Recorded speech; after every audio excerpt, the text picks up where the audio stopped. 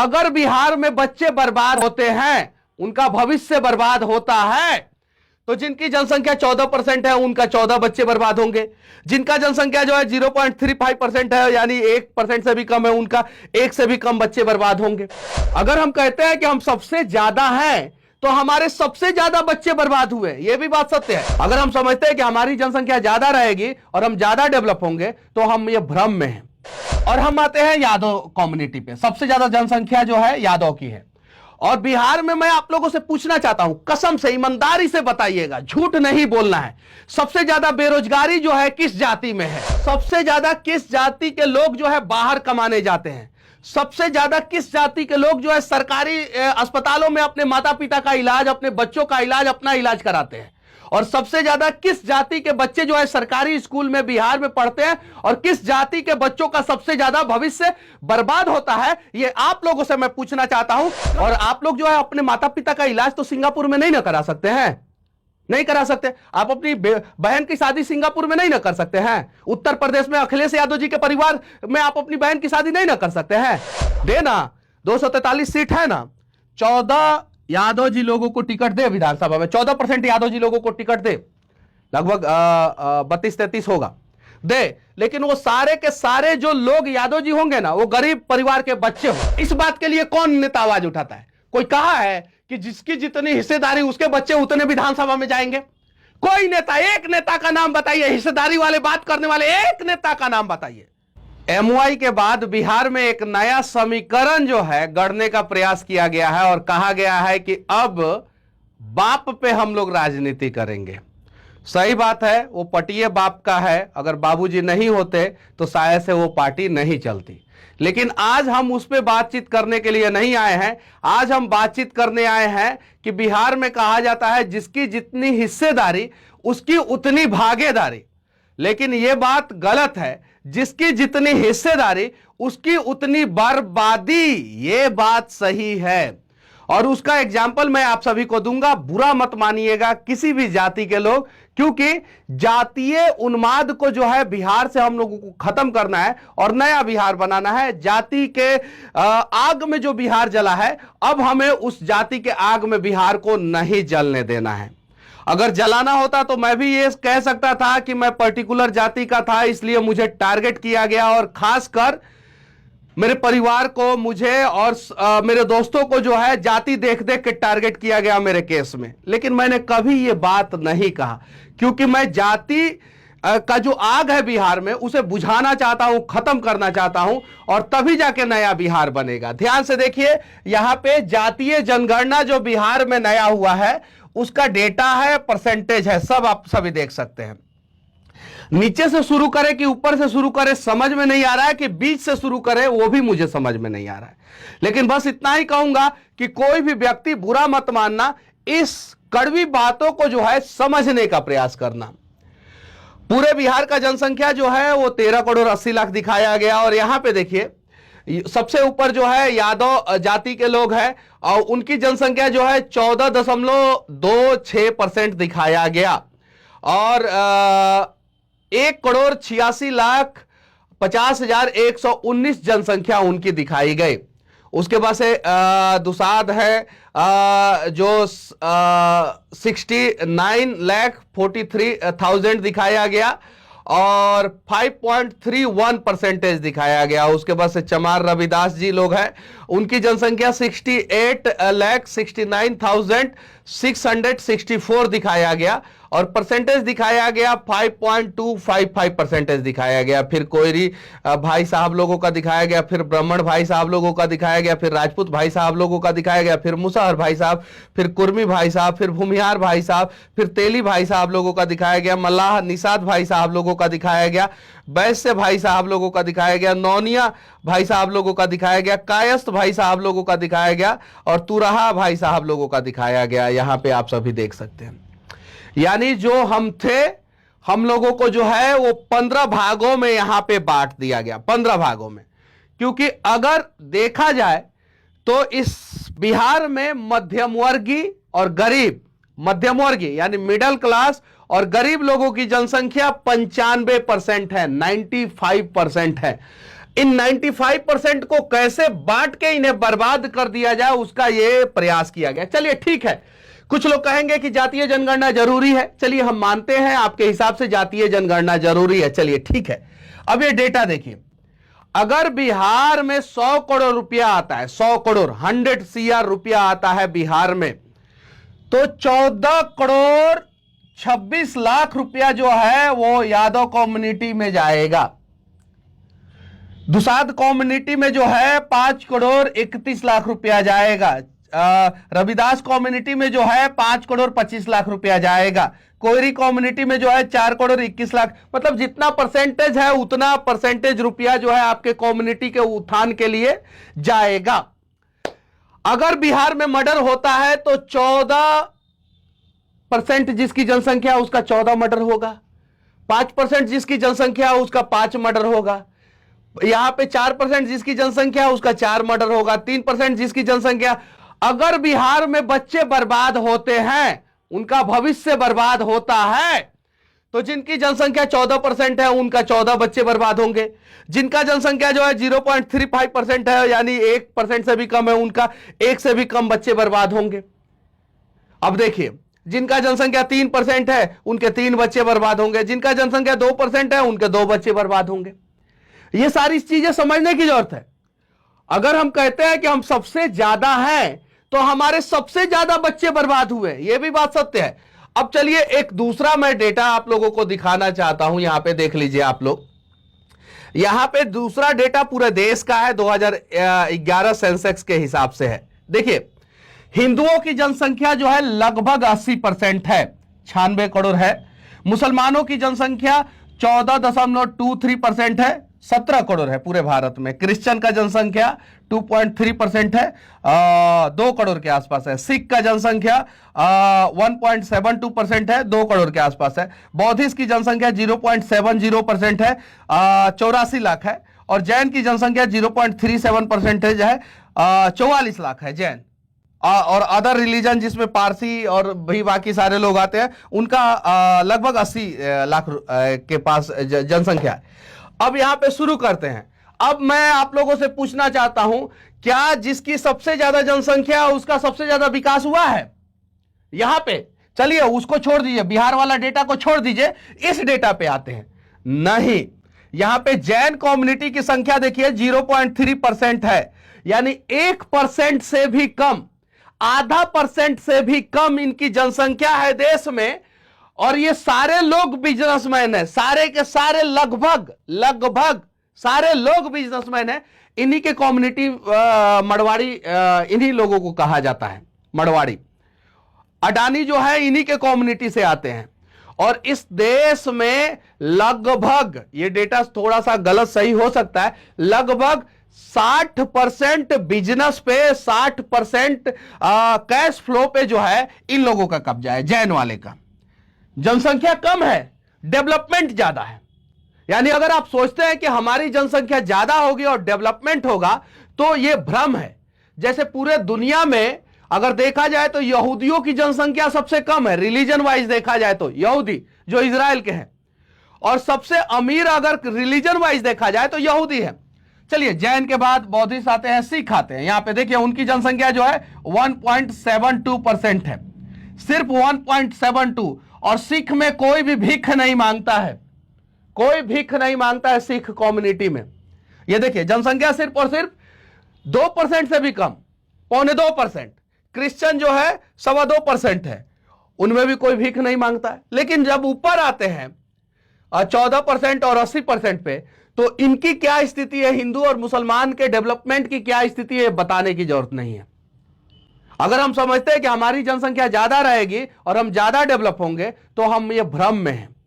हम जैन जैसे लोगों के रास्तों पे चलेंगे तब जाके हमारा डेवलपमेंट होगा, हम सिख जैसे लोगों के रास्तों पे चलेंगे तब जाके हमारा डेवलपमेंट होगा। अब बिहार पे फिर से आ जाते हैं।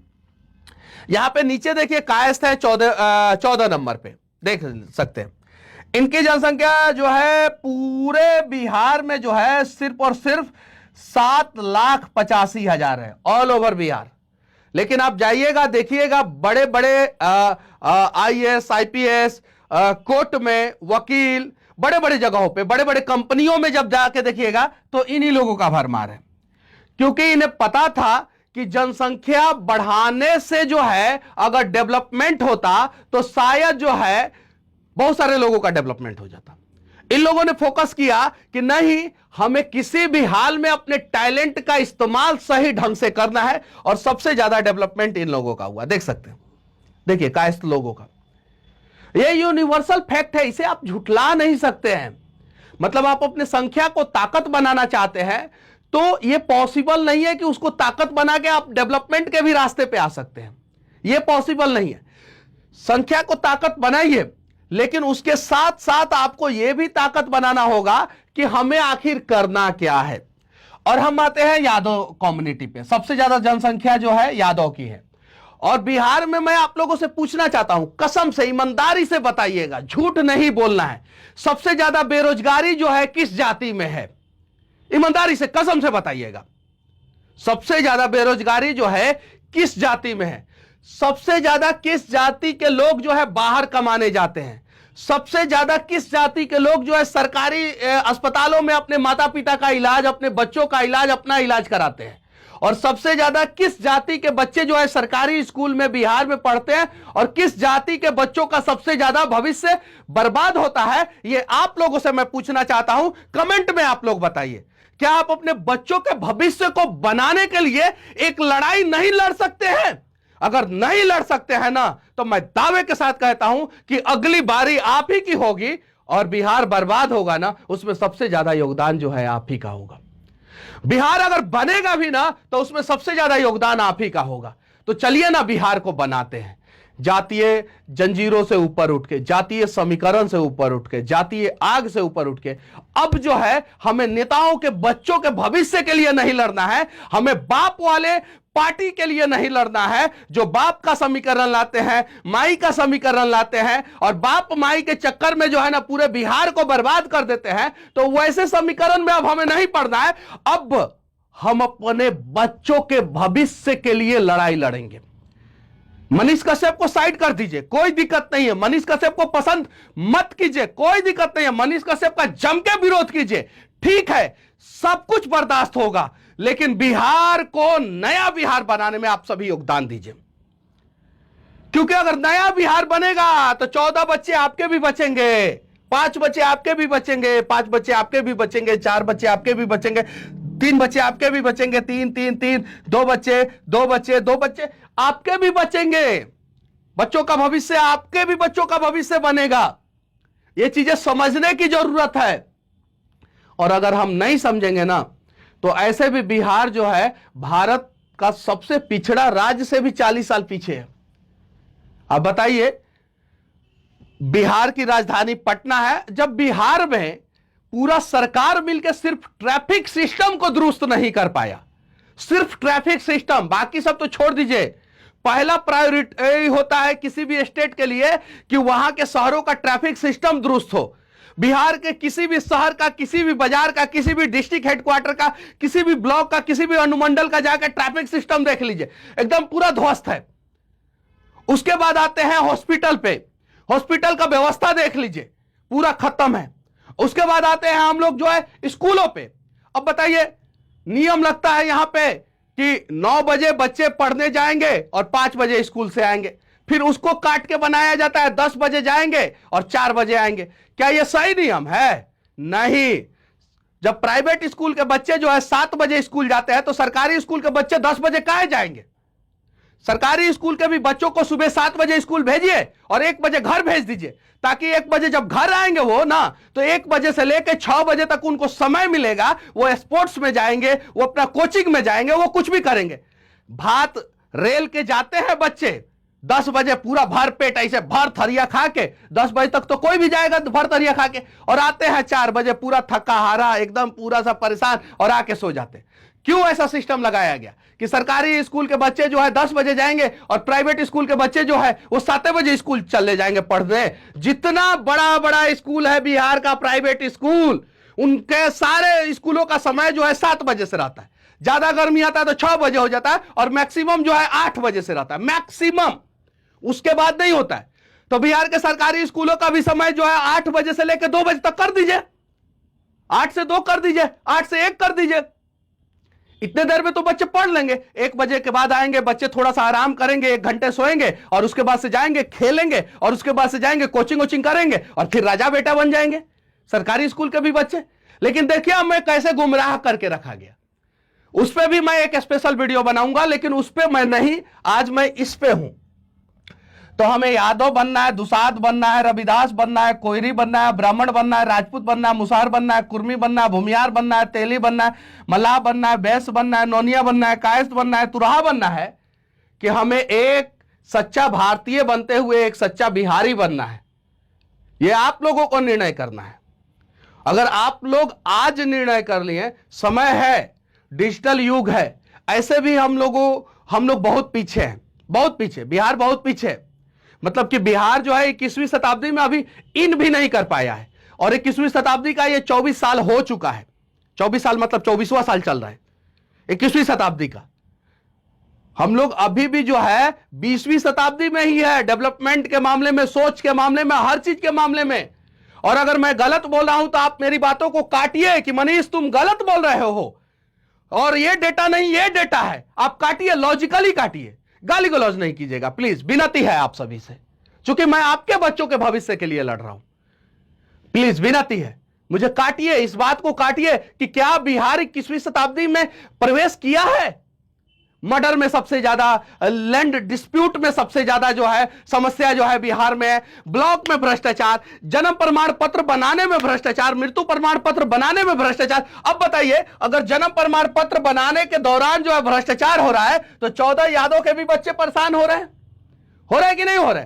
कि या इनको छोड़ दिया जाता है, ब्लॉक में बोल दिया जाता है कि नहीं आपकी सबसे ज्यादा जनसंख्या है तो आपसे घूस नहीं लेंगे। मृत्यु प्रमाण पत्र बनाने के दौरान भी जो है अगर ये लोग जाते हैं तो 14 ये लोग परेशान होते हैं, दुसाध जी लोग जो है 5 परेशान होते हैं, चमार जी लोग जो है 5 परेशान होते हैं। हमें बांट दिया गया है, 14 तुम परेशान होगे, 5 तुम परेशान। जिस दिन हम 100 हो जाएंगे ना, 100 एक साथ, चलिए 100 छोड़ दीजिए, क्योंकि वो जो 5% जो है ना, जो IAS IPS है, जो पॉलिटिशियन है, जो सेलिब्रिटी है और जो बिजनेसमैन है, इनकी संख्या बिहार में सिर्फ 5% ही है, ओनली 5%, ओनली। और वो लोग जो है हम 95% पे रूल करते हैं। हमारी जितनी जनसंख्या है ना, उन हम सभी पे रूल जो है वही लोग करते हैं। अब बताइए क्यों? क्योंकि हमें इन लोगों ने बांट दिया है, और जब तक हम बटे रहेंगे हमारे बच्चों का भविष्य जो है इसी परसेंटेज में खराब होता रहेगा, इसी परसेंटेज में। और एक और चीज, कड़वा बातें बताने जा रहा हूं, एक्सेप्ट कीजिएगा लोग, प्लीज बुरा मत मानिएगा लोग। सबसे ज्यादा मजदूरी जो है ना बिहार से बाहर जो है ना, वो यादव के बच्चे करने जाते हैं। 31% उनकी संख्या है। यहां पे जो है 14% है। एक डेटा, वो डेटा शायद गलत हो सकता है या सही हो सकता है, जैसा कि हम लोगों ने सर्वे करा है उसमें पता चला कि बाहर मजदूरी करने अगर 100 बिहारी जाता है ना तो 31 जो है यादव कम्युनिटी के होते हैं। क्यों? क्योंकि यादव जी लोगों के बच्चे जो है वो बिहार में मजदूरी करना पसंद नहीं करते हैं। भूमियार जी लोगों के बच्चे जो है बिहार में मजदूरी करना नहीं पसंद करते हैं। ब्राह्मण जी लोगों के बच्चे जो है बिहार में मजदूरी करना नहीं पसंद करते हैं। राजपूत जी लोगों के बच्चे जो है बिहार में मजदूरी करना नहीं पसंद करते हैं। कुर्मी जी लोगों के बच्चे जो है बिहार में मजदूरी करना नहीं पसंद करते हैं। बनिया जी लोगों, बैस जो है उनके बच्चे बिहार में मजदूरी करना नहीं पसंद करते हैं। तुरहा के जी के बच्चे जो है बिहार में मजदूरी मिल जाएंगे, तेली जी के बच्चे बिहार में मजदूर मिल जाएंगे, रविदास जी के बच्चे बिहार में मजदूर मिल जाएंगे, दुसाध जी के बच्चे बिहार में मजदूर मिल जाएंगे। लेकिन जिन जिन लोगों का मैंने बोला, यादव जी के बच्चे, ब्राह्मण जी के बच्चे, राजपूत जी के बच्चे, कुर्मी जी के बच्चे, भूमियार जी के बच्चे और बैस जी के बच्चे, इनके कायस्थ जी के बच्चे तो मजदूरी करते नहीं है, उनकी संख्या कम है। लेकिन वो जो है उसी को ताकत बनाए हैं, अपने बुद्धि विवेक से कैसे जॉब लेना है उसको ताकत बनाए, और अच्छे अच्छे जगहों पे सब सेटल्ड है, सारे के सारे सेटल्ड है। अगर 1-2 नहीं होंगे तो उसके लिए मैं नहीं कह सकता, लेकिन ज्यादातर सेटल्ड है। अब बताइए, लेकिन उसमें भी अगर डेटा सही से सर्च मारा जाए तो सबसे ज्यादा यादव जी के बच्चे, इनकी जनसंख्या सिर्फ 14% है और 14 ही बच्चे जाने चाहिए, लेकिन 31 बच्चे जो है इनके बाहर जाके कमा रहे हैं। और ये डेटा जो है आप सरकार से RTI करके मांगिए, ये बात सही है कि नहीं, मनीषवा गलत बोला है कि सही बोला है। अब बताइए, जब आपकी सबसे ज्यादा जनसंख्या है उसके बावजूद जो है दुगुना से ज्यादा जो है आपके बच्चे बिहार से बाहर जा रहे हैं मजदूरी करने। बताइए, ये अपने आप में दुर्भाग्य है। और आप लोग जो है अपने माता पिता का इलाज तो सिंगापुर में नहीं ना करा सकते हैं, नहीं करा सकते। आप अपनी बहन की शादी सिंगापुर में नहीं ना कर सकते हैं। उत्तर प्रदेश में अखिलेश यादव जी के परिवार में आप अपनी बहन की शादी नहीं ना कर सकते हैं। आप अपनी बच्ची की शादी जो है वो हरियाणा में जो है सांसद से नहीं ना कर सकते हैं, बिजनेसमैन से नहीं ना कर सकते हैं। तो हम सिर्फ और सिर्फ जो है मध्यम वर्गीय और गरीब है, इस चीज को हमें गांठ बांध के समझना होगा। और जिस दिन हम लोग इस चीज को समझ लिए ना, उस दिन सही में जिसकी जितनी हिस्सेदारी उसकी उतनी भागीदारी हो जाएगी। देना 243 सीट है ना, 14 यादव जी लोगों को टिकट दे विधानसभा में, 14% यादव जी लोगों को टिकट दे, लगभग 32-33 होगा दे। लेकिन वो सारे के सारे जो लोग यादव जी होंगे ना, वो गरीब परिवार के बच्चे हों, गरीब युवा बच्चे हों, मध्यम वर्गीय युवा बच्चे हों, वो नहीं देंगे, इन नेता के बच्चे को देंगे। तो कहां हमको हमारा हिस्सा मिला, कहां मिला? हमारी जनसंख्या तो 95% है।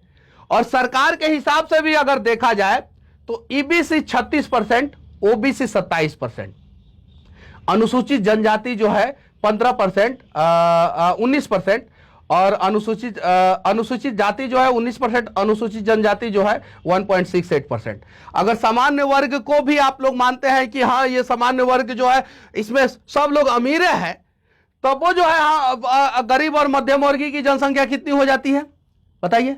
85%, 84%। क्या 84% बच्चे जो है विधानसभा में पहुंच पाते हैं? वहीं से तो भविष्य तय होता है। इस चीज को आप लोग नहीं समझते हैं ना।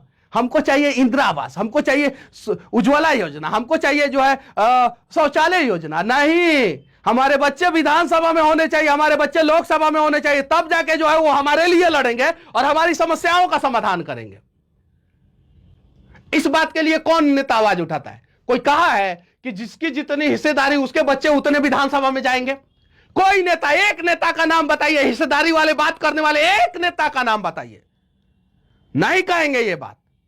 और जब शादी ब्याह होता है ना, तो सब जातीय समीकरण भूल के जो है ना एक साथ एक मंच पे बैठ के वो लोग जो है ना मस्त बिरयानी और चिकन बिरयानी, मटन बिरयानी और पनीर पकौड़ा और शाही पनीर, मलाई कोफ्ता, ये सब खाते हैं। उसमें कोई कार्यकर्ता और कोई गरीब का बच्चे, गरीब आदमी को जो है इनविटेशन कार्ड मिलता है? नेता होता बच्चे के शादी में किसी गरीब आदमी को इनविटेशन मिलता है क्या? बताइए आप लोग, बताइए। आप उसी नेता के जाति के ही हो, इनविटेशन मिलता है?